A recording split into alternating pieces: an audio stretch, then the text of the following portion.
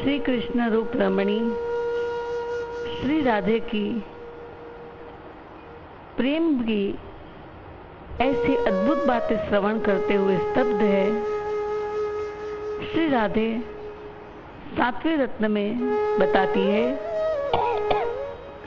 हे प्रिय सखी, इस त्रिभुवन में अथवा त्रिभुवन के ऊपर महा आदि लोकों तथा नीचे के रसातल आदि लोकों में ब्रजेंद्र नंदन श्री कृष्ण के अलावा इस प्रेम को धारण करने के लिए क्या कोई दूसरा योग्य पात्र है? इस व्रज भूमि में कुछ मृग नयनी व्रज रमणियां ही अपने अपने भाव के तारतम्य अनुसार इस प्रेम का आस्वादन करती है।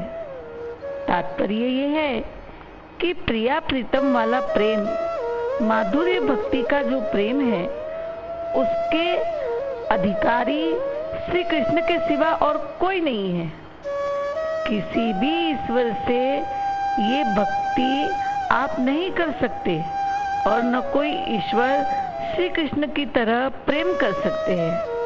श्री राधे यहाँ प्रियतम के विषय में समझा रही है कि जब तक कोई संपूर्ण रूप से स्वाधीन तथा निश्चिंत न हो सके तथा असाधारण स्वरूपगत धर्म से उत्पन्न अभिमान का त्याग न कर पाए, तब तक वह कभी प्रेमवान नहीं हो सकता।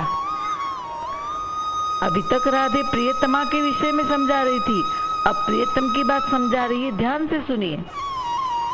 वो कहती है कि श्री कृष्ण के सिवा ऐसा प्रेम कोई नहीं कर सकता। इसका कारण यह है कि वह सर्वदा ही काल, कर्म, माया तथा इंद्रियादि द्वारा नियंत्रित है। जो भी लोग हैं संसार में सब नियंत्रित है, अतः एवं निश्चिंत भाव से कोई भी प्रेम नहीं कर सकता।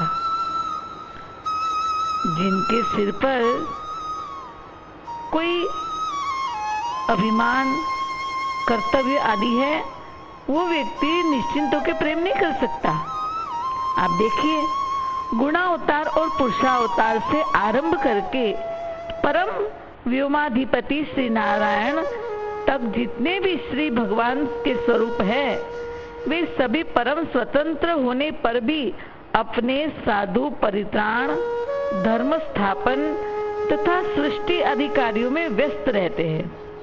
उन सब में भगवान होने का अभिमान है, इसलिए क्षण काल के लिए भी निश्चिंत नहीं हो पाते अथवा अपने ऐश्वर्य का त्याग नहीं कर पाते। सर पे जो उनके दिए स्वधर्म है, ऐश्वर्य है, अभिमान है, कार्य त्यागे तो प्रलय हो जाए, पर परम परव्योमाधिपति नारायण के तो रोम रोम में अनंत ब्रह्मांड की जवाबदारी है। श्री राधे तो कहती है कि श्री कृष्ण के प्रकाश श्री द्वारिकानाथ, मथुरानाथ भी अभिमान, ऐश्वर्य, स्वधर्म कार्य नहीं त्याग सकते, अतः वे भी ऐसी प्रीति नहीं कर सकते। व्रज के कृष्ण में भी यशोदानंदन या गोपाल कृष्ण भी नहीं कर सकते।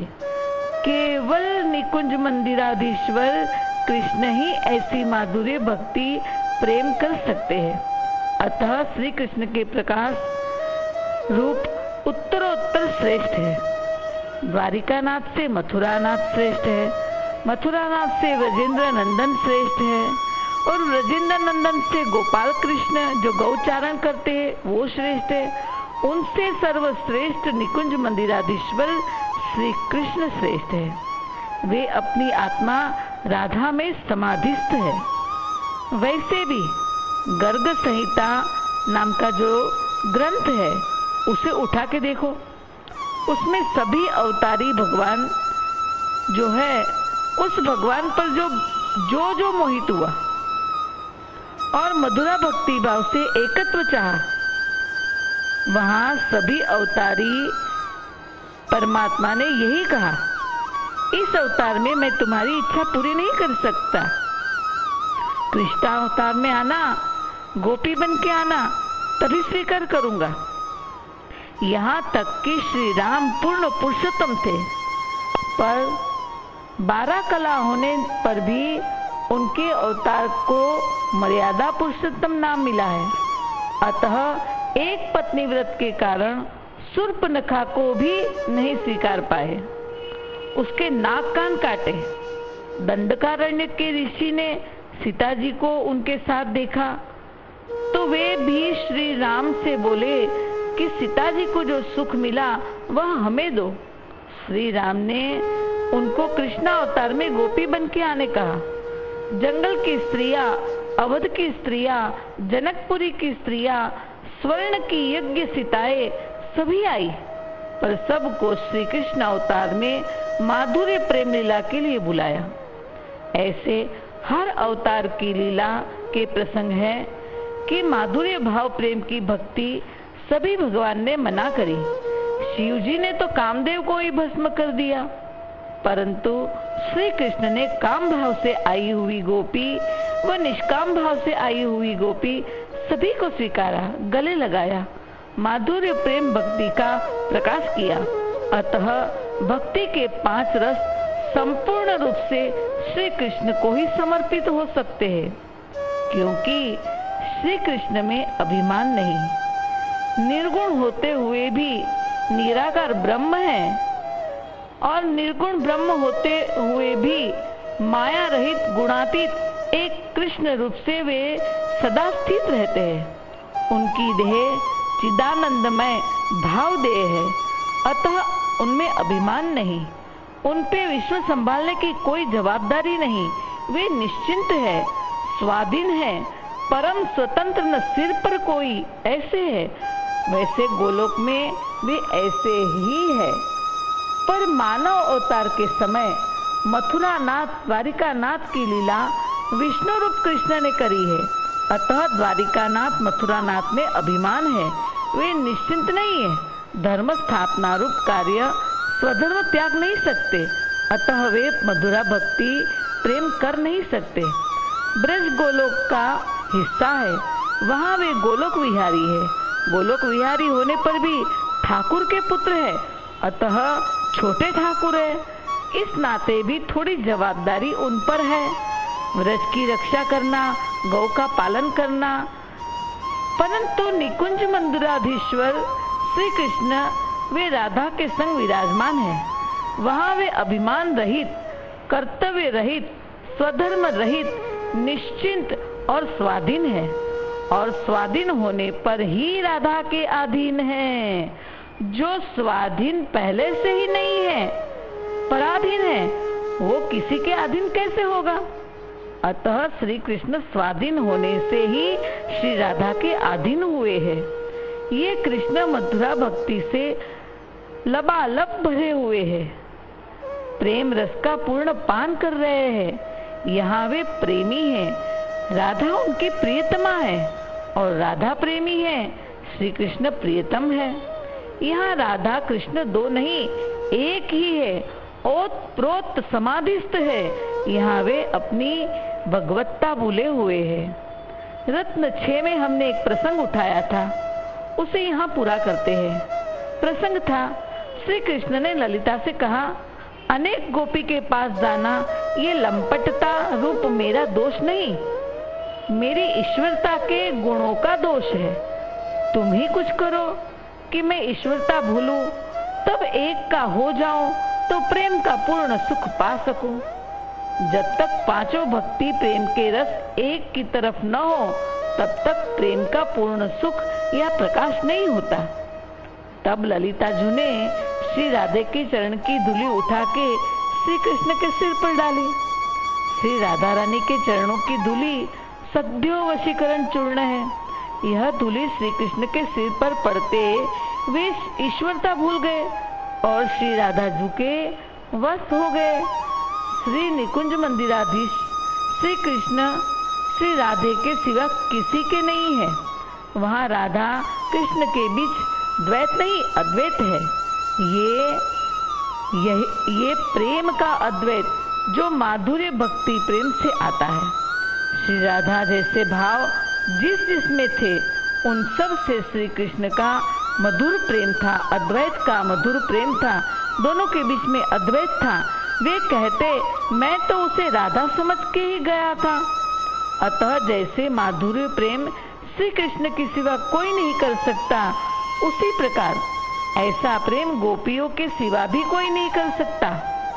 सभी में प्रियतम के सिवा अन्य अभिलाषा भी होते हैं, स्व सुख का अनुसंधान भी रहता है, लेकिन गोपी में कृष्ण के सिवा किसी को पाने की अभिलाषा नहीं और कृष्ण के सुख के सिवा किसी का भी सुख का अनुसंधान नहीं।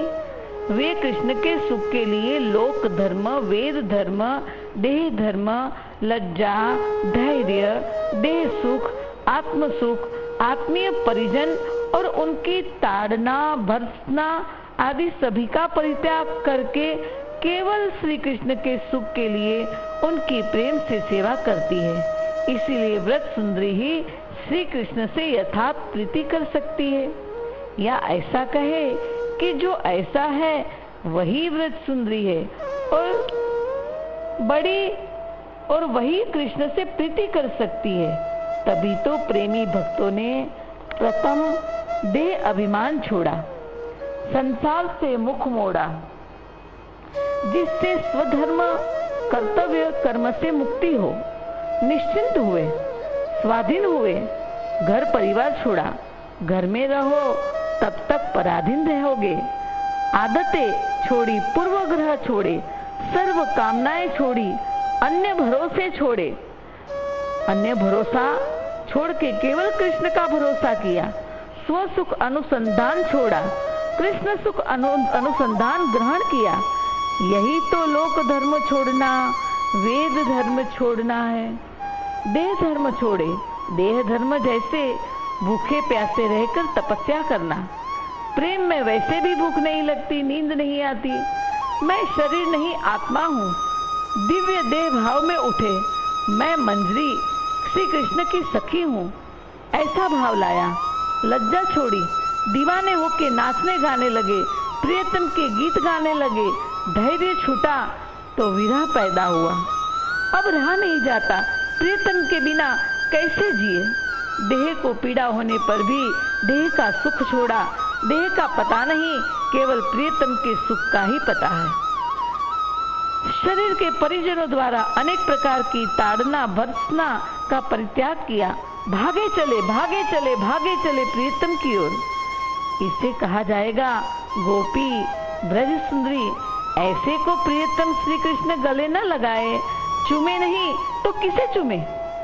जो प्रेमी सारे संसार को लात मार के आया है, परमात्मा को वही प्यारा लगता है। जो प्रेमी छोड़ता ही गया, छोड़ता ही गया, केवल प्रियतम श्री कृष्ण को सुख देने, उनकी सेवा करने, यही तो प्रेम है।